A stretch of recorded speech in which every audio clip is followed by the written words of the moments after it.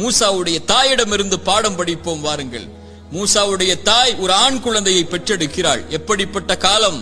ஃபிரவுன் கொடுங்கோலன் ஆண் குழந்தைகள் பிறந்தால் கையால் அறுத்து தூக்கி எறிந்தான் பனி இஸ்ரவேலர்களுடைய குழந்தைகளை.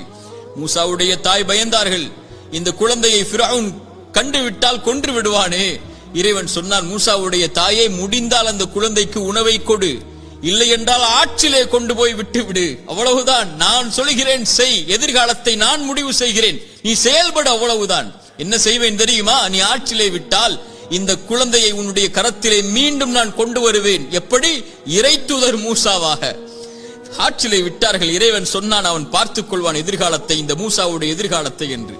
அந்த குழந்தை கரை ஒதுங்கியது எங்கே?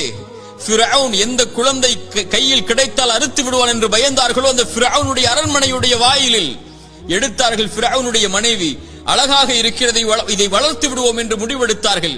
ஃபிரவுன் அதை அந்த குழந்தைக்கு உணவை கொடுப்பதற்கு பெண்களை தேடினான். மூசாவுடைய தாய் அழைத்து கொண்டு வரப்பட்டார்கள். அவர்களுடைய கரத்தில் மூசா அலைஹிஸ்ஸலாம் ஒப்படைக்கப்பட்டார்கள். இறைவன் சொன்னான், திருப்பி கொண்டு வருவேன். எப்படி ஒப்படைக்கப்பட்டார்கள்? இறை தூதர் மூசாவாக.